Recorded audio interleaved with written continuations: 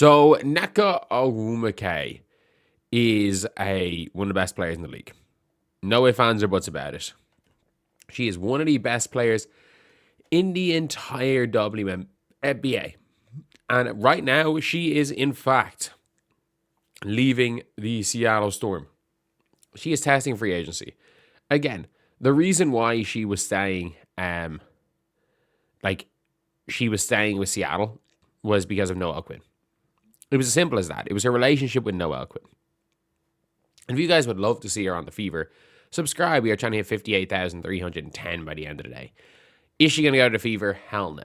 The rumor is Nneka Ogwumike is going to be returning. And funnily enough, like I did say it earlier today, when the trade happened for Rikia, they're going a bit older, and I'm like, you know what? Instead of Hamby or Azare, I'm like, maybe Nneka will return to LA. And it turns out that is the biggest rumor. When Alexa Philippou was tweeting about it, I heard a strong interest from LA. In addition to meeting with Minnesota, they reported on, I heard a strong interest from the LA Sparks. And the way everybody's talking about it is that someone said Atkins is not in a Supermax. What the Sparks can do here is Atkins has been cored and traded. She accepted that trade, which means she is not eligible for the Supermax.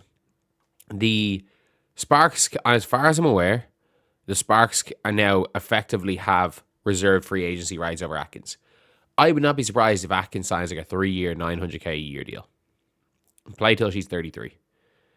Because she's a little bit younger than the Kelsey Plums of the world. Nneka, even if Nneka signs for the regular max and Kelsey Plum signs for the regular max, they have plenty of cap room because, to be fair, Dom's not a cheap salary, but they have tons of cap room. They have absolutely tons of cap room. But Nneka Ogwumike would be the ideal power forward for the Fever, but the Fever unfortunately can't afford her. And a big reason why the Fever actually can't really afford to do anything is because of trying to keep Lexi Hull and Sophie Cunningham. If you look at what all the good teams are doing in free agency, if you look at what the Liberty are doing, if you look at what every team is doing, they are trying to generate as many effective minimum contract players as possible. The mid-level players are basically mid-level players are what's going to be signed by bad teams. It's as simple as that. Bad teams will be signing mid-level players, and then if the mid-level players overperform, they will then trade those for assets to the good teams. And if you look at the New York Liberty are going out and they are literally saying, fuck it, we don't really care about any of the... we'll bring back 3 players on a max and we'll bring in Lana Smith. Why? Because our entire team, other than them, is on a minimum. We have the most players. We will go out there. We could bring 4 players on a maximum because everybody else is on a minimum. The entire roster is going to be on a minimum. So we can bring 4 players out on a maximum. The Aces, the rumor is that the Aces, why they signed Kirsten Bell, is that they are going to sign someone for $1 million. They are going to keep their big 3 together and sign someone for $1 million. And every other player on the team is going to be making the exact minimum. That keeps them in the minimum. They're going to have a big 4 and an entire team of minimum contract players. That's the rumor with the Aces. And the fact is, if you're the Indiana Fever, you just can't do that. Because Lexi Hull is going to command more than the minimum. And rightfully so. Sophie Cunningham is going to command more than the minimum. And rightfully so. Now, even when you have 2 max contract players, that's all you can afford. That's all you can afford while keeping role players on a team. Because why? The Indiana Fever are really bad at scouting. They don't have reserve free agents. You see, all these teams are making sure they have their reserve free agents there. I think Aerial Powers might be reserved, if I'm not mistaken. There's potential that Aerial Powers can come on a minimum. But the Indiana, you're looking at teams like the Liberty, and you're looking at their minimum players. Maureen Johannes, Rebecca Gardner, Anjou, Raquel Carrera. They got rid of Niara Sabali in the expansion, or they didn't protect her for a reason. Phoebish is basically on a minimum. Benai Jelani Hamilton, if they're stuck, they have reserve rights, so she can either take whatever the Liberty want to give her or not play.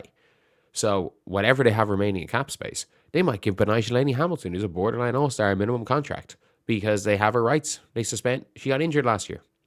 She was a suspended contract. But the Indiana Fever have no rights to anyone. So if you look at the Sparks, if you're looking when they traded for Kia Jackson, you're like, well, what can they do about that? The Sparks don't have a first-round pick this year. If they have Nneka, they'll have Kelsey Plum, Ariel Atkins, who people love playing with, by the way. Ariel Atkins, who is a completely different player as a third option as she is the first option. And people love playing with Ariel Atkins. You've got her. You've then got potentially Cam Brink at the 5, who is on a little bit of money. She's not cheap. She's not that expensive, but she's not cheap. So you got Brink. You can have 3 max contract players, and I think Atkins is going to go for a little bit less than a max. So you can have 3 of them, and then you keep Brink, and then whoever you're bringing in at the 3, I have no idea. And the fact is, you could possibly go and draft a solid-ish small forward this year in the second round. And maybe Alicia Clark decides, fuck it, I'll play for a minute. And you're going old. Like, I get it.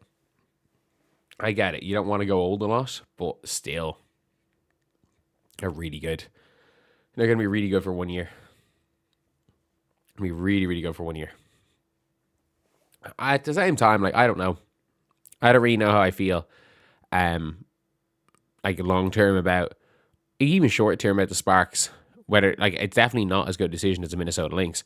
Ironically, if Nneka Ogwumike goes to the Sparks, then it means that Azara is available. Definitely available. It means that Alana Smith might go back to the Lynx, for all we know. It means Hamby might go somewhere. Hamby might go to the Lynx. We have no idea. We have absolutely no idea. But the only thing we do know is that none of them are going to the Fever. We know that it's probably going to be Natasha Howard, like the 12th best power forward in a 15-team league. And I'm being generous by saying 12th best. But yeah. Anyway, that was a video. What do you guys think? Do you guys think that Nneka leaving is a big deal? Do you guys think that she will go back to the Sparks, or do you think that that's it? She's going to go play for the Aces or the Minnesota Lynx, because it does only seem, by the sound of things, that it is the Sparks or it's the it's straight up. It's the Sparks or it's the Lynx, and I reckon they both pay a similar amount, and it's whatever about trying to win a title. She's already won one. She has to go back home with a franchise where she's probably the second best player in the history of said franchise. So yeah, that is a video. Thank you guys for watching. Please like, comment, and subscribe.